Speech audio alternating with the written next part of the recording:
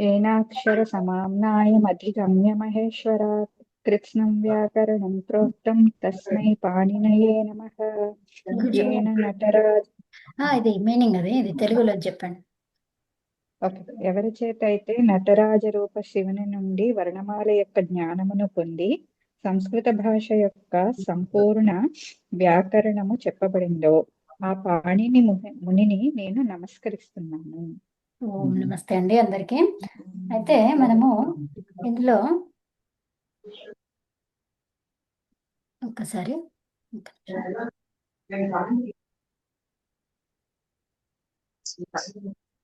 ఇదేంటి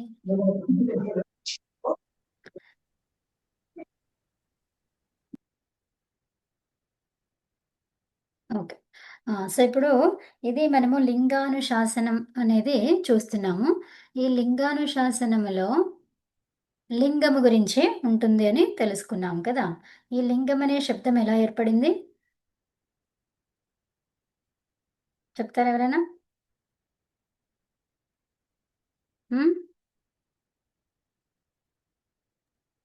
లింగ plus అచ్ అచ్ అచ్ లింగ్ plus అచ్ ప్రత్యయం ద్వారా ఇక్కడ మిగిలింది ఏంటి అకారం. సో అప్పుడు లింగ అయిందనమాట. దీనికి సు ప్రత్యయం తీసుకొచ్చి నపుంసకలింగంతో చేస్తే అప్పుడు ఏమైంది సుకి అమ్మ ఆదేశం.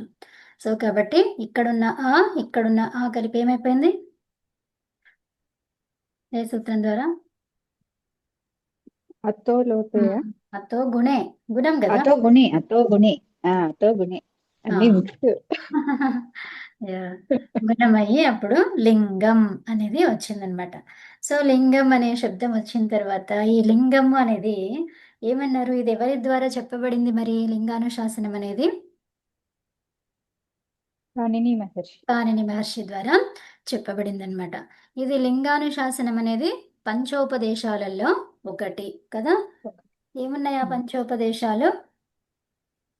అష్టాధ్యాయీ పాఠ, సూత్రపాఠ, ధాతుపాఠ, గణపాఠ, ఉనాదిపాఠ, లింగానుశాసనం. సో ఇప్పుడు మనం ఇది చెప్పుకుంటున్నాం కదా లింగానుశాసనం. సో అయితే దీంట్లో లింగం అంటే ఏంటి మరి? అది పుల్లింగమా స్త్రీలింగమా లేకపోతే నపుంసకలింగమా అని ఒక శబ్దాన్ని గురించి ఏ లింగంలో ఉందో చెప్పేది. ఒక వస్తువు కానీ ఏదైనా థింగ్ గురించి కానీ ఒక శబ్దం కానీ అసలు అది ఏంటి అని చెప్పాలి అని అంటే ఇది లింగం అనేది అవసరం అన్నమాట కదా.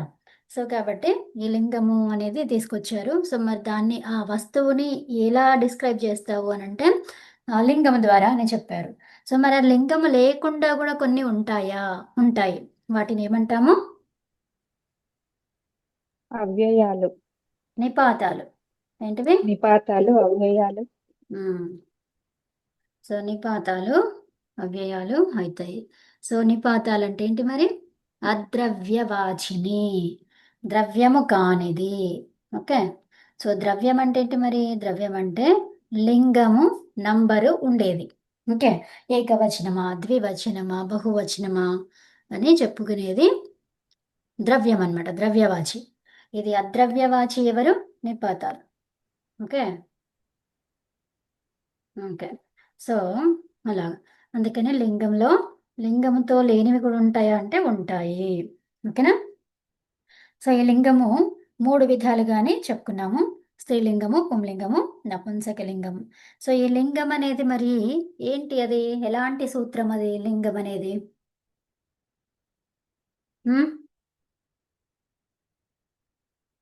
ఏం చెప్పుకున్నాము దీని చెప్పండి. లింగం అనేది ఎలాంటి సూత్రము? అధికార సూత్రం. అధికార సూత్రం. దాని అధికారం ఎక్కడి వరకు ఉంది? 188 కదా. సో 188 వరకు ఉంది. సో దాంట్లో మనకి పుంలింగము, స్త్రీలింగము, నపుంసకలింగ ప్రకరణాలు ఉన్నాయన్నమాట. అందులో మనము స్త్రీలింగ ప్రకరణము చూస్తున్నాము. స్త్రీ అనేది 2వ సూత్రం కదా. మొదటి సూత్రము లింగం, 2వ సూత్రం ఏంటి? స్త్రీ. ఈ స్త్రీ అనేది ఏంటిది మరి? ఏం చెప్తుంది అంటే ఇది కూడా ఒక అధికార సూత్రము. నమస్తే అండి. అయితే ఇది కూడా ఒక అధికార సూత్రము. మరి దీని అధికారం ఎక్కడి నుంచి ఎక్కడి వరకు ఉంది అంటే ఏం చెప్పుకున్నాము? 2 నుంచి హ్మ్. చెప్తారా? 34 వరకు 34 వరకు ఉంది. మరి స్త్రీ అనే శబ్దము ఎలా ఏర్పడింది? స్థై. స్థై స్థై. ఏంటది? స్థై స్థైకి స్థై ఏం కలిపాము? డ్రప్. ఏంటి? డ్రప్. సో ఈ డ్రప్ని ఎలా రాస్తాం మనము? డా. డ్రప్ కాదు, డ్రప్. ఇది ఓకే. ఇది డ్రప్. సో ఈ డ్రప్ తర్వాత ఇంకేం కలుపుతాము? జీప్. సో అప్పుడు ఏమొస్తుంది? స త ఐ.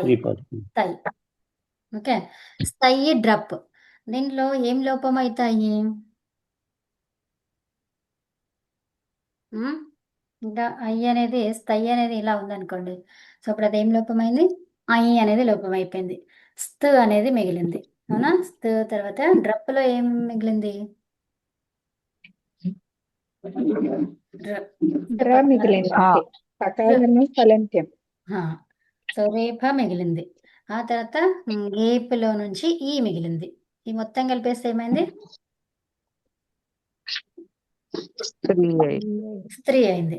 ఇలాగా ప్రాతిపదికం ఏర్పడింది. ఓకే. ఈకారాంత ప్రాతిపదికం ఏర్పడింది.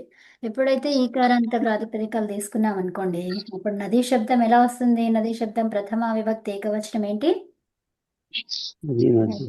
నదీ. అంతే. స్త్రీకి ఏమొస్తుంది? స్త్రీ అంతే వస్తుంది. ఏమైంది? ఇక్కడ ఉన్నటువంటి ప్రత్యయం ఏమైపోయింది? దానికి లోపం జరిగింది. అదే సూత్రము మీకు తెలిస్తే చెప్పండి.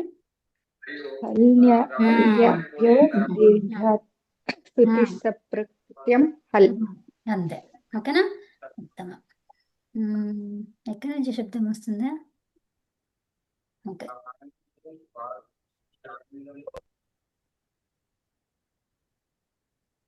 నమస్తే అమ్మా. ఓం నమస్తే అమ్మా. ఓకే. సో అయితే ఈ స్త్రీ శబ్దం, స్త్రీ అనేది డ్రప్ ప్రత్యయము. తర్వాత అయితే ఇంకొకటి మూడవ సూత్రం. ఇప్పుడు ఏమన్నాము? రీకారాంత శబ్దాలు. అవి 5 చూసుకున్నాము. అవన్నీ కూడా స్త్రీలింగంలో వస్తాయి అని చెప్పుకున్నాము. దాని తర్వాత ఇంకా ఏంటి? రెండేభ్యో గేప్. ఈ సూత్రం ద్వారా వచ్చినటువంటి ఇది ఇవన్నీ కూడా స్వస్రాది అని అంటే ఏంటిది? స్వశ్రీ, ననాద్రి ఇవన్నీ ఉన్నాయి కదా. సో వీటిల్లో ఏదైతే ఉందో దానిని ఆటంకం కలిగించకుండా ఏంటి? తిస్రీ, చతశ్రీ అనే శబ్దాలను కూడా తీసుకోవచ్చు అని చెప్పారు కదా. ఏమేమి? మాత్రి, దుహిత్రి, యాత్రి, స్వశ్రీ, ననాంధ్రి. ఈ 5 శబ్దాలే కాకుండా ఏమన్నారు? తిస్రీ, చతశ్రీ తీసుకోవచ్చు అని చెప్పారు కదా. సో వీటన్నిటికీ మరి ఒక్కొక్క దానికి ఒక్కొక్క ప్రత్యయం వచ్చింది. అవునా? మరి మాతృ శబ్దం ఎలా ఏర్పడింది?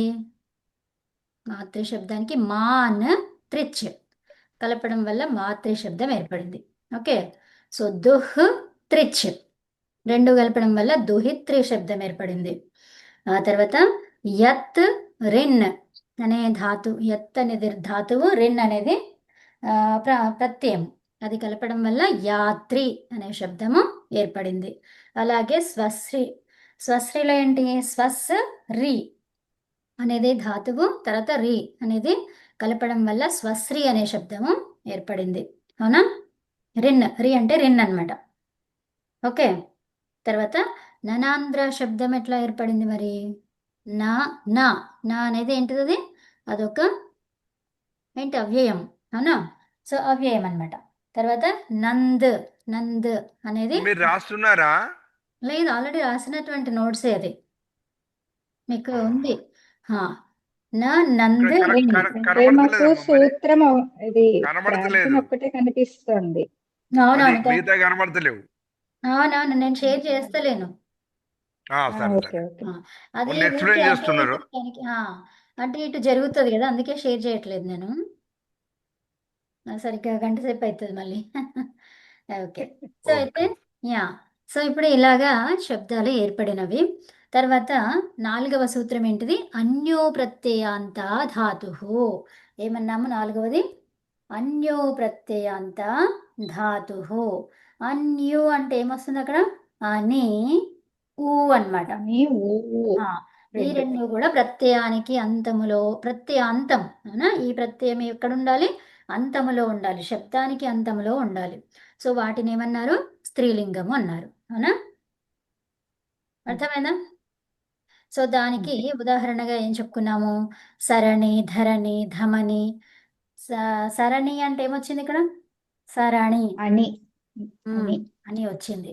తర్వాత ధరణి అని అని అని వచ్చింది. ప్రత్యయాంతం. తర్వాత వధు, మధు, మధు కాదు చము. ఊ అంటే చము. ఊ దీర్ఘ ఊ వచ్చింది.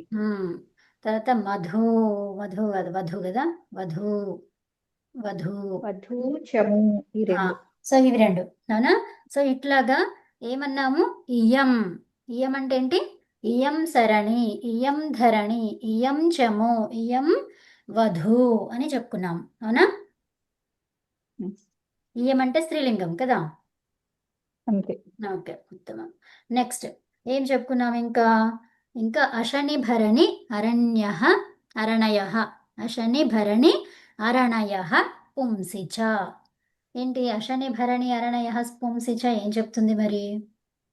ఇక్కడ అశని సూత్రాలు భరణి అరణి ఇవి హ్మ్. పుల్లింగంలో కూడా ఉంటాయి. హ్మ్. పుంసి చ అంటున్నాం అక్కడ. అవునా? పుంసి చ అంటే ఏమి అర్థమైంది మనకి?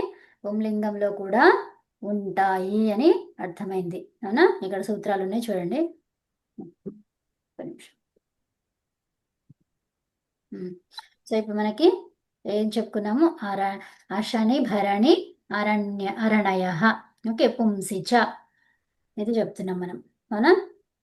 5వది ఉం. సూత్రం అశని భరణి అరణయ అంటే అరణి అని అర్థం అక్కడ కదా. సో అశని భరణి అరణి. సో ఇవన్నీ కూడా పుంసి చ అంటే ఏమైంది? ఇయం అయం వ అరణి భరణి తర్వాత అశని అరణి చెప్పుకోవచ్చా? అశని సో చెప్పవచ్చు. దానికి ఇంగీపు తీసుకొస్తే మళ్ళీ అశని అని కూడా అరణి చెప్పచ్చు. సో అట్లా ఉం. అన్నమాట. ఓకే, అక్కడ ఏమైంది? స్త్రీలింగంలో అశని అనేది చిన్నగా హ్రస్వంతో ఉన్న ఇకారం ఉన్నా కూడా స్త్రీలింగం అయ్యింది అది. ఓకే, స్త్రీలింగంలోనూ ఉంది, పుంలింగంలోనూ ఉంది అనమాట. సో దానికి ఏమైపోయింది? ఈ తీసుకొచ్చేప్పటికి ఇంకొక రూపము వచ్చిందనమాట.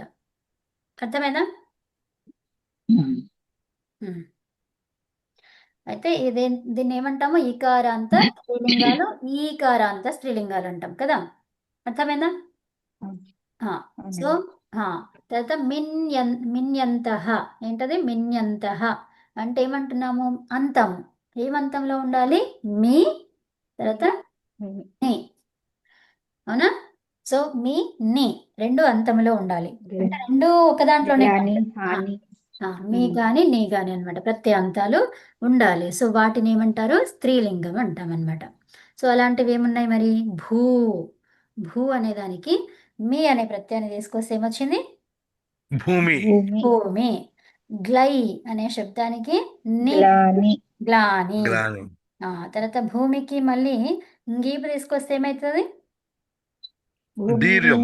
భూమి. భూమి దీర్ఘం వస్తుంది. తర్వాత ఇంకా ఏంటిది? గ్లాని ప్లస్ ఇంగీపు తీసుకొస్తే దీర్ఘం. గ్లాని గ్లాని. గ్లాని. సో అట్లాగా 2 రూపాలు వస్తాయన్నమాట, ఒకటి వికల్పంగా అన్నమాట. అర్థమవుతుందా? సో ఇప్పుడు మనకి 2 రూపాలు కనిపిస్తుంటాయి. ఏంటి? భూమి, గ్లాని అనేది ఇట్లా స్త్రీలింగమే, అది ఇకారాంత స్త్రీలింగం. తర్వాత గ్లాని, భూమి అనేవేంటివి? ఈకారాంత స్త్రీలింగం. ఈకారాంత. సో 2 విధాలుగా మనము చెప్పుకోవచ్చు. ఇంగీపు తీసుకొస్తే ఈకారాంతం అయిపోతుంది. తర్వాత 7వది వన్హి వృష్ణి అగ్నయ పుంసి. ఏమన్నాము? వన్హి, వృష్ణి, అగ్ని. ఈ 3 ఏమన్నారు? పుంసి. ఓకే, అర్థమైందా? ఈ 3 శబ్దాలు కూడా పుంలింగము అని చెప్తున్నారు. పుంలింగం ఇంకంతే, ఇంకా చా చెప్పలేదు. అంటే ఏంటి? ఇవి జస్ట్ ఇకారాంతం ఓన్లీ పుల్లింగం. ఆ, ఏమన్నాము మనకి దేని ద్వారా ప్రాప్తించింది అది ఇకారాంతం స్త్రీలింగం అని ఎక్కడ ప్రాప్తించింది నీ ప్రత్యయాంతం వన్హి కదా వృష్ణి అగ్ని అవునా మిన్యంతహలో మీ ఉంది నీ ఉంది అవునా నీ అంతంలో ఉంది అందులో అవునా ప్రాప్తించింది ఓకే. కానీ ఏమన్నా ఈ సూత్రం ఏం చేసింది దాన్ని కాదు పుంసి అని చెప్పింది మళ్ళీ. పుంసి అనే చెప్పింది ఈ మూడిటికి నిషేధించింది. పుంసి అంది. అందులో నీ అంతంలో ఉంటే నీ అనే ప్రత్యయాంతం అయితే స్త్రీలింగాలు కరెక్టే కానీ వీటిని మూడింటిని వదిలేయండి అని చెప్తున్నారు ఓకే ఇది పుంసి మాత్రమే అని చెప్తున్నారు ఇక్కడ. ఓకే తర్వాత శ్రోణి యోని ఊర్మయ ఏంటి యోని ఊర్మి అన్నమాట అక్కడ ఓకే శ్రోణి యోని ఊర్మి ఇవి పుంసిచ అనేసరికి ఏమైపోయింది అక్కడ పుల్లింగంలో కూడా ఉంటాయి. ఉన్నాయి స్త్రీలింగాలు కానీ పుల్లింగంలో కూడా ఉంటాయి. రెండిట్లో ఉంటాయి. ఇది ఆల్రెడీ స్త్రీలింగం అని చెప్తున్నారు తర్వాత పుంలింగంలో కూడా ఉంటాయి అని చెప్తున్నారు ఓకే అర్థమైందా తర్వాత తిన్నంతః అంటే ఏంటిది క్తి అనే ప్రత్యయాంతము ఏంటి క్తి అనే ప్రత్యయాంతము ఉంటే దాన్ని ఏమన్నారు స్త్రీలింగము అన్నారు ఓకేనా స్త్రీ అన్నారనమాట తిన్నంతః సో దీనికి ఇంకా ప్రత్యేకించే సూత్రాలు అవసరం లేదు గీపు కానీ అవన్నీ మళ్ళీ తీసుకురావాల్సిన అవసరం లేదు ఎప్పుడైతే ఈ తిన్ ప్రత్యయం వచ్చిందో దాన్ని ఆల్రెడీ మనము ఏం చెప్తాము స్త్రీలింగం అనే చెప్తాము అని అంటున్నారనమాట ఓకే సో మరి స్త్రియాం తిన్ అనేది మనకి అష్టాధ్యాయంలో కనిపిస్తుంది సో ఆ సూత్రమే మనకి ఇక్కడ అప్లై అవుతుంది అనమాట స్త్రియాం తిన్ ఓకే స్త్రీత్వం వస్తుంది కాబట్టి ఇంకా మనము గీపు తేవాల్సిన అవసరం లేదు అని చెప్పారు ఇక్కడ ఓకే సో దీనికి ఏమిటి మరి క్రీ అనే ధాతువుని తీసుకుంటే తిన్ను తెచ్చుకుంటే ఏమైంది క్రీ ప్లస్ తిన్నులో ఏం మిగిలింది తీ మిగిలింది ఓకే సో ఏమైంది ఇప్పుడు కృతి ఓకే కృతి అనే స్త్రీలింగము ఏర్పడింది అనమాట అట్లాగే బుద్ధి ఏర్పడింది బుద్ధి ఇప్పుడు మనం కృతిని ఎలా చెప్పొచ్చు అయం ఇయం వా అవునా అంతేనా అది ఓన్లీ తిన్నంతమే కదా అలా చెప్పడానికి లేదు ఓన్లీ స్త్రీలింగమే అంటే ఇయం కృతి తర్వాత ఇయం బుద్ధి తర్వాత ఇయం దృష్టి అలాగనమాట సో అర్థమైందా తిన్నంతం ఓన్లీ స్త్రీలింగం తర్వాత ఈకారాంతశ్చ ఏమన్నారు ఇక్కడ ఈకారాంతంతో ఉన్నటువంటి శబ్దాలన్నీ కూడా స్త్రీలింగం అవుతాయి అని చెప్పారు అలాంటివి ఏం చూసుకున్నాము అవి మనం ఈకారాంతం వచ్చిందా లక్ష్మి తో అలాంటివి అనమాట ఓకే ఇంకేమున్నాయి అవి లక్ష్మి తంత్రి అవునా నది కూడా నది ఈకారాంతం ఉత్తమం సో అలాంటివి ఓకేనా అలా కాదు ఇక్కడ మనకి మేడం మీరు ఇలా చెప్పారు కదా విసర్గతో ఉన్నవే తీసుకున్నాం మనం ఆ రోజు విసర్గలో ఉన్నవి అవును కరెక్ట్ విసర్గవే ఉన్నాయి లక్ష్మీహి అవీహి తరీహి అలాంటివి చెప్పారు మీరు ఎగ్జాంపుల్స్ అవునవును కరెక్టే అవును అంటే సులోపం జరగదు ఎగ్జాంపుల్స్ ఇవి అన్నారు కరెక్ట్ అవును సో ఏమేమి వచ్చినాయి అవి ఒకటి ఇంకా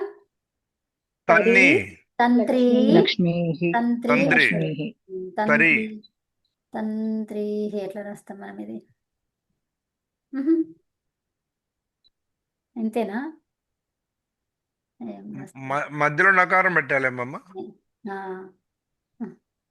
వస్తలేదు ఓకే ఓకే వచ్చింది రే ఓకే ఇట్లా ఓకే తంత్రీ తర్వాత ఏంటి లక్ష్మీ కదా అవి తంత్రీ లక్ష్మీ ఇంకోటి ఏమన్నాము తరీహి ఉత్తమం అదే సో ఈ 4 కూడా శబ్దాలకి సులోపం ఏంటండి లక్ష్మీ అంటే అని చెప్పారు. తంత్రి అంటే వీణలో తంత్రిలో కరెక్ట్. అవును, తీగలని చెప్పారు. కరెక్ట్. కరీహి అంటే నౌక అని నౌక. చెప్పారు. అవీహి ఈ అంటే 3 చెప్పారు. అవీహి అంటే ఏంటి? ఏం చెప్పుకున్నాము? కరీహి అవని అంటే గుర్తులేదమ్మా. భూమి కదమ్మా, అవీహి భూమి అంటే అవన్నీ భూమి. అవీహి అంటే రజస్వల అమ్మాయి అన్నమాట. అవునండి, అది చెప్పారు కరెక్ట్. ఓకే. తర్వాత కరీహి 11వది ఏమంటున్నారు ఇక్కడ? ఊంగ్యా ఊంగ్యాబంతశ్చ. ఏమంటున్నారు? ఊంగ్యాబంతశ్చ అంటే ఏంటి? ఊంగ్, తర్వాత ఆవు. ఊంగ్. ఊంగ్ అనేది ప్రత్యయం ఒకటి, ఇక్కడ ఇంకో ంగా ఉండాలి. ఊంగ్యాబంతశ్చ, ఊంగ్ జ్ఞాబంతశ్చ. ఇక్కడ 2 ంగాలు ఉండాలి. ఓకే. సో ఒకటేమో ఊంగుకి ఉండాల్సింది, తర్వాత ంగ్యాబంతశ్చ. ఓకే. అంటే ంగ్యా అంటే ఏంటిది? ngీపుతో వచ్చేటువంటిది. ఇది ఊంగ్ ప్రత్యయం ఒకటి, తర్వాత ngీపుతో వచ్చేది ఒకటి, ఆబంతం ఒకటి. అవన్నీ కూడా ఏమవుతాయి? స్త్రీలింగాలు అవుతాయని చెప్తున్నారు. ఏమేమి? అమ్మా ఇవన్నీ సూత్రాలా? ఇవి అవునమ్మా. ఓంగ్, తర్వాత ngీప్, ngీషం, ngీను ఇవన్నీ ఉన్నాయి కదా. సో దాన్ని ఏమంటాము? ngీయంతం. ఓకే. ఞంతం. ngీయంతాన్ని ఏమంటాం? జ్ఞంతం కదా. అవునా? ఞంతం. తర్వాత ఏమన్నాము? ఆబంతం. ఇవన్నీ అమ్మా శబ్దాలు. ఇక్కడ ఏదో సంధిలో ఒక గకారం లోపం అయిపోతుందేమో కదా, కరెక్ట్. 2 ఉన్నప్పుడు. 2 ఉన్నప్పుడు ఒకటి లోపం అవుతుంది కదా. కరెక్ట్, ఉత్తమం. కరెక్ట్. యా, పంచమ వర్ణము లోపం అంటే అవుతుందా? అక్కడ ఏమైనా జరోజరి సవరణ జరుగుతుందా? జర్ర అన్నప్పుడు ఏమొస్తుంది? ఇంగకారం వచ్చింది అందులో. ఝ రాదు. రాదు. రాదు. సో లేదు, అది ఉండాలి. మరి చూద్దాం ఏమైందనేది. ఊంగ్ ఒకటి, ఞంతం ఒకటి, ఆబంతం ఒకటి. ఇలా ఉన్నటువంటి వాటికి స్త్రీలింగం అని చెప్పుకున్నాం కదా. సో మరి ఆ స్త్రీలింగం అమ్మాయి ఎలా? గ్రూపులో పెట్టారా? పెట్టానండి. సరే సరే, ఓకే, నేను రాసు. యా. సో ఇప్పుడు మనకి ఒక ధాతువు. ఏం ధాతువు అది? క్రీ అనే ధాతువు. ఇప్పుడు మరి ఊంగని దేన్నన్నారు అంటే కు. కు అనేది ఒకటి ఉంది. ఓకే. సో ఈ కూలో ఏముంది మనకి? మీకు శబ్ద రూపాలు మీకు తెలిస్తే దాంట్లో ఆంగ్ అంటారనమాట. ఆంగ్ ఒకటి, ఔంగ్ ఒకటి. దేన్ని అంటారు? ఈ టా ప్రత్యయాన్ని ఆంగ్ అంటారు. ఓకే. సో అట్లాగే దీనికి ఇంకో పేరు ఆంగ్ అని. సో అట్లాగే ఇక్కడ కు అనేది ఏదైతే ఉందో దానికి ఊంగ్ అని పేరు. ఊంగ్. ఓకే. అదనమాట. ఊంగ్ ప్రత్యయం అంటే ఏంటిది? ఉకారం. ఓకే. సో మరి ఇక్కడ ఏంటి? కు ప్రత్యయం ఉంది. మరి ఆ కు ప్రత్యయం ఏంటి? దీనికి ఊంగ్ ఎట్లా వచ్చింది? మళ్ళీ ఎలా వచ్చింది? అది ఊకారము కదా. కు అనే ప్రత్యయం ద్వారా ఊ అనేది అన్ని తీసుకుంటాం అక్కడ మనం. ఎందుకు తీసుకుంటాము?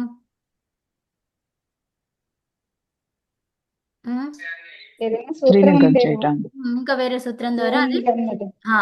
ఊంగ్ అనేది వస్తుంది అనమాట. సో అప్పుడు ఏమైంది? క్రీ ప్లస్ కు అంటే కకారం, ఇత్తు, సంజ, ఊ మిగిలింది. అవునా? సో ఇప్పుడు దానికి ఏమైపోయింది? ఇది కర్. క్రీ అనేది ఏమైంది? కర్. తర్వాత ఊ. ఊ ఉంటే ఇంకా ఇక్కడ కరువు. దీర్ఘ ఊ తీసుకోండి. ఏమైంది అది? కరువు. కురు. ఇప్పుడు కకారానికి కరువు అయింది. ఏమొస్తుంది? అకారం, కాలో ఉన్నటువంటి అకారానికి ఊ ఆదేశం వస్తుంది. ఉకారం అది ఇందులో ఉన్నటువంటి. గురువు అవుతుంది. సో అప్పుడు ఏమైపోయింది? అది కు. కు అయిపోయి తర్వాత రూ. అర్థమైందా? కురువు వచ్చిందనమాట. అలాగా. ఇది అర్థమైందా? సో కకారానికి, కకారంలో ఉన్నటువంటి అకారానికి ఆదేశం ఏంటిది? వేరే సూత్రం ద్వారా, ఒక సూత్రం ద్వారా వస్తుంది, ఉకారం. ఓకే. అప్పుడు మేడం ఏమైంది? అష్టాధ్యాయులో చెప్పిన అష్టాధ్యాయుల సూత్రమా? సూత్రం. కరెక్ట్. ఉత ఊ అని ఎలా చెప్పారా? కాదు, ఉతవు కాదు, అతవు. అదే కరోతి అతవు అయి ఉంటుంది. అతవు అకారానికి అంటున్నాం కదా. సో అకారానికి అత ఊ అంతే. సో చూడండి, సూత్రాలు మీకు తెలియకపోయినా తెలిసిపోతుంది అట్లా. అకారానికి ఉకారం ఆదేశం అన్నాము, ఏం చెప్తాం? అతవుత్ అంతే. ఏమంటాం? అత ఉత్. అతో ఉత్. అతో ఉత్. ఏం చెప్పాలి ఇక్కడ? అతో ఉత్. అతో ఉత్. అతః అతః ఉత్. అతో అతః అంటాము. సో అతః అనేసరికి ఏమైపోయింది? విసర్గను ఓకారం చేస్తాం. అతో. ఓకారం. మరి ఉకారాన్ని ఏమంటాము? ఉత్ అంటాం. ఉత్ అంటాం. అవునా? అన్ని ఫస్ట్ అన్ని అచ్చుల్లో ఉన్న వాటన్నిటికీ అకారం అంటే అత్, ఇకారం అంటే ఇత్, ఉకారం అంటే ఉత్, ఉత్. అట్లా అన్నమాట. మరి అకారం అంటే అత్ అన్నాం, అకారం ఇత్ అయింది అంటే ఏం చెప్తాము? అత్ ఇత్. ఏమనాలి? అత్ అత్ ఇత్. ఇత్. అతో సో ఇత్. ఈ రెండింటిని కలిపితే ఏమైంది? ఆదిత్. ఓకే, అదిత్ రెండింటిని అదిత్. కలిపితే ఆదిత్. అత్ ఇత్ కదా, సో ఈ రెండింటిని కలిపితే ఆదిత్ అయింది. ఈ తకారం అంతంలో ఉంది కాబట్టి దానికి ఏమైంది? దకారం వచ్చింది ఆదేశము, సో అప్పుడు ఆదిత్ అయింది. అదిత్. ఇత్ ఇత్, ఇకారం ఇత్ అయిందంటే ఏం చెప్పాలి? ఇత్ ఇత్ ఇదిత్. ఇత్. అది. ఇదిత్. సో ఇప్పుడు రికారం అంటే ఏం చెప్తాము? రిత్. రెడిత్. రిత్, రికారం అంటే రిత్. రెత్ ఇత్. ఇత్ అనలేదు నేను, రికారం అన్నాను.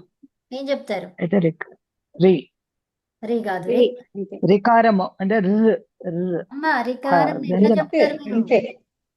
ఇంతే అంటారా? రిత్ రిత్ అంటాం. రిత్ అనాలి, అదే కదా చెప్పుకుంటుంది.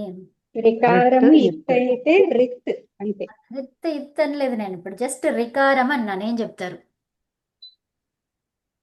రిత్ అంటాము. అంతే. దానికి ఏం అనట్లేదు రికారం అంటే. రిత్ అనే చెప్పాలి, ఓకారం అన్నాం. ఓకే, అంటే హ్రస్వ రికారం తీసుకున్నాం కాబట్టి ఓత్. రిత్. ఓకే. ఓత్. తర్వాత ఐ తీసుకున్నాం. ఐని ఎట్లా చెప్తాం? ఐత్.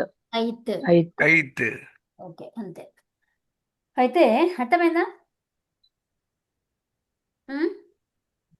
అర్థమైందమ్మా. ఓకే, సో ఇప్పుడు మళ్ళీ ఇంకొకటి గుర్ర. గుర్ర అనేది ఒక శబ్దాన్ని తీసుకుంటే ఈ 11వ సూత్రానికి ఊంగ్యాబంతశ్చ. ఆభ్యంతశ్చ. ఊంగ్యాబంతశ్చ ఏంటది? ఊంగ్యాబంతశ్చ. ఊంగ్యాబంతశ్చ. ఊంగ్యాబంతశ్చ అన్నమాట. ఇంకా గకారం ఇక్కడ ఉండాలి యాక్చువల్గా, అది ఏమైందో చూద్దాం. ఓకే, తర్వాత దీన్ని ఏమన్నాం? గుర్ర. గుర్ర అనే శబ్దాన్ని తీసుకుంటే గుర్ర శబ్దానికి అన్ ప్రత్యయం తీసుకొస్తే ఏమైంది? అది గౌర. ఇక్కడ గూకి ఏమైంది? ఆ ఉంది కాబట్టి ఇక్కడ వృద్ధి జరగాలి, అవునా? గౌ రు నుంచి గౌర, అవునా? సో గౌర అనేది వచ్చింది. ఆ తర్వాత ఏమైంది? ఏం తీసుకొస్తాము స్త్రీలింగం కావాలంటే?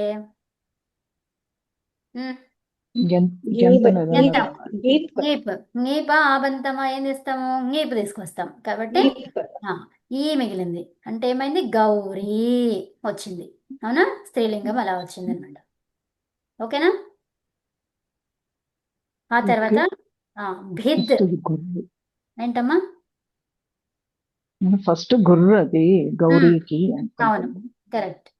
యా, సో అట్లాగే భిద్కి ఏమైంది? టాప్ తీసుకురండి. ఏమైంది అది భిద్కి? భిదా. భిదా. భిద్కి టాప్ భిదా. భిదా అన్నమాట. సో భిదా అంటే ఏంటిది? వ్యత్యాసం, డిఫరెన్సెస్. ఛేదని. భిదిర్భేదనే, అవునా? ఛేదించడము. తర్వాత ఏంటిది? ఛేదించడం అంటే ఏంటిది? దాని నుంచి పక్కకు తొలగుకోవడం, అవునా? అర్థమైందా? విభజన, భాగాలు చేయడం. భాగాలు చేయడం అంటే ఏంటిది? ఇప్పుడు అందరు ఒకటిగా ఉన్నదాన్ని భాగాలు చేస్తున్నాం, విడిపోతున్నాం కదా, అలా అన్నమాట. అదే అంటే సందర్భం, ఇక వాక్యాన్ని బట్టి అది ఏ సందర్భంలో ఏం చేస్తున్నాం అనేది మనకు తెలుస్తుంది కదా. ఓకే, సో త్వర అంటే ఏంటిది? తొందరపడ్డం అనమాట. సో త్వర అనేది శబ్దానికి ఏమైపోయింది? అది తీసుకొస్తే త్వర. టాప్ తీసుకొస్తే త్వర స్త్రీలింగమైంది. అంటే ఏంటి? తొందరగా పని చెయ్యు అని చెప్పి చెప్పుకోవడం అనమాట. ఓకే, సో అలాగా ఈ 11వ సూత్రం చూసుకున్నాము. 12వ సూత్రం ఏంటిది? యువంత అంటే ఏంటి? యువంత. ఈ వంతమేకాక్షరం అంటే ఏంటి? యు తర్వాత వు అంతములో ఉండాలి అంటున్నారు, అవునా? యు కానీ వు కానీ, అవునా? అంటే యు కాదు, ఇవంతము అని దేన్నన్నారు? సారీ, తప్పు చెప్పాను. ఇవంతం అని దేన్నన్నారు? యకార వకారాలు అంతంగా ఉన్నది కాదు, ఈ కారము ఆ, ఊకారము.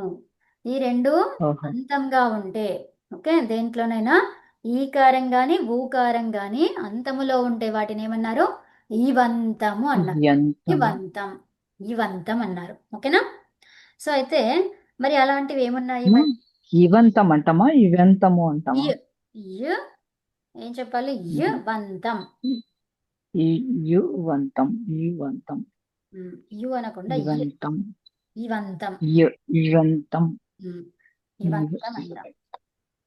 సో దానికి ఏం చెప్పుకున్నాము? ఏకాక్షరం అన్నారు అక్కడ. ఏకాక్షరం అంటే మరి దాని అర్థం ఏంటి అక్కడ? వాళ్ళ అది ఏకాక్షరం అని ఇవ్వడానికి గల కారణం ఏంటి? శ్రీ, శ్రీహి, సో భూ, భూహు.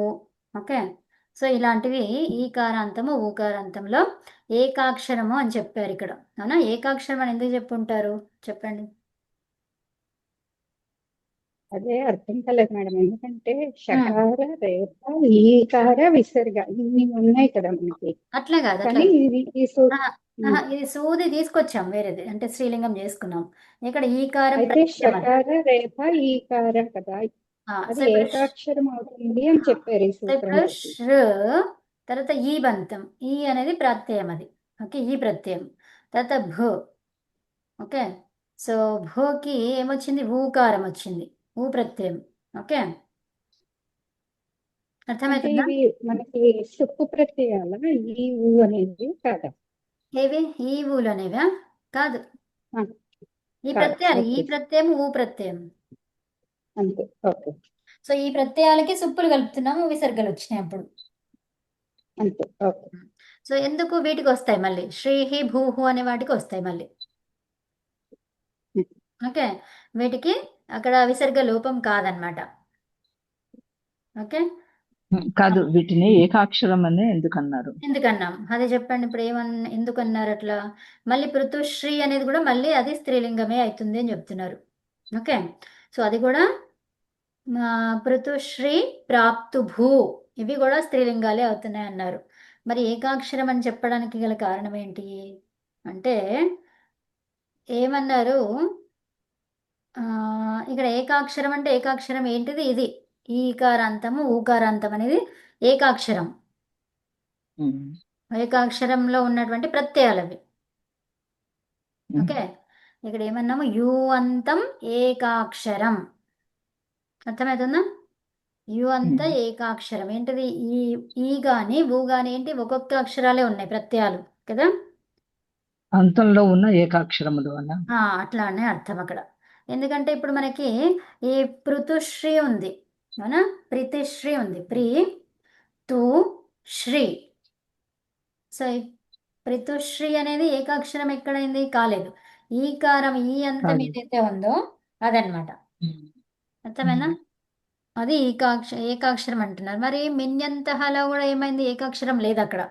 మీ అంటున్నాం, అంటే మకారము ఇకారం. తర్వాత నీ అంటున్నాం, నకారము ఇకారం వచ్చింది. తర్వాత ఈకారాంతశ్చ అని ఆల్రెడీ ఉన్నది మనకు, అవునా? మళ్ళీ తర్వాత ఇక్కడ ఏకాక్షరం అని ఎందుకు చెప్పాల్సి వచ్చింది కదా? ఉమ్. అవునా? ఏం కారణంతో చెప్పాలి. ఆ కారణము ఉండి ఉంటుంది, ఏదో చూడాలి అది.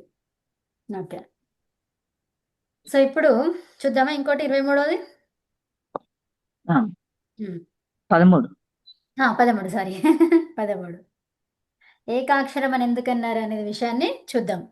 ఓకే, సో ఉమ్, ఇంతవరకు అర్థమైంది అందరికి? సుబ్బలక్ష్మి గారు ఉమ్, మీకు అర్థం. అర్థమైందా? అర్థమైంది మేడం.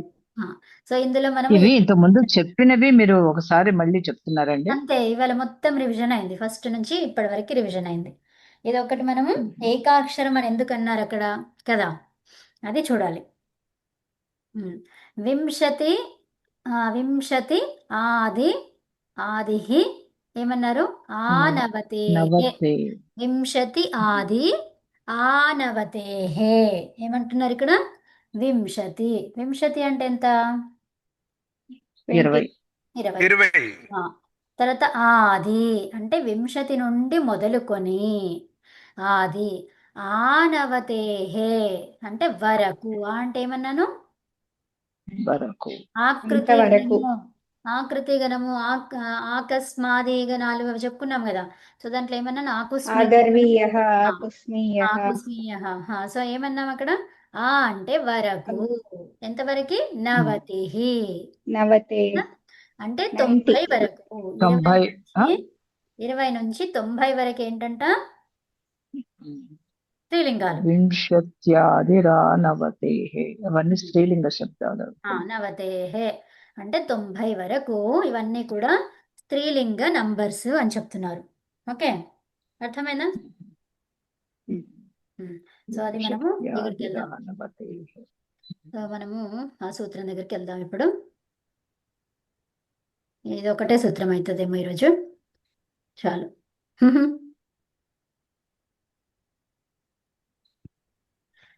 ఓకే, వింశత్యాది యాదిరి ఆనవతేః, వింశతిః ఆదిర్యస్య స వింశత్యాదిః అనా, అది వింశత్యాదిః ఆనవతేః అంటే ఏంటి, వరకు, పర్యంతం అనా, నవతి పర్యంతం.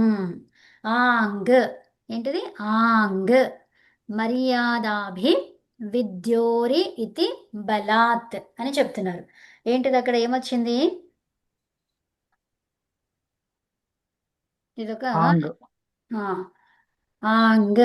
ఆంగ్ అంటే ఏంటిది అక్కడ, ఆంగ్ ఉపసర్గ కదా మాది. ఆంగ్ ఉపసర్గ, ఉత్తమం. మర్యాదాభి హ్మ్, వజ్జూరితి. హ్మ్. మర్యాద అంటే అక్కడి వరకు, అక్కడి అంటే వరకు. అది ఇంక్లూడెడ్ కాదేమో. ఇది ఆంగ్ ఇది శబ్దము 4 రకాలుగా చెప్తారు మేడం. ఆహా, దీనికి 4 ఇది రకాలుగా దీనికి చెప్తారు. ఇక్కడ అదే ఆనవతే అక్కడ చూద్దాం. ఇక్కడ వింశతి సంఖ్యా ప్రభృతయ అంటే ఏంటిది, అక్కడి నుంచి నవతి సంఖ్యా పర్యంతాః. ఓకే, స్త్రియాం ఏమన్నారు ఇక్కడ, స్యురితి అంటే ఏంటిది, ఇక్కడ వరకు స్త్రీ శబ్దాలు అని అంటున్నారు. యథా ఇయం వింశతిః, ఏం చెప్పొచ్చు దాన్ని, ఇయం వింశతిః.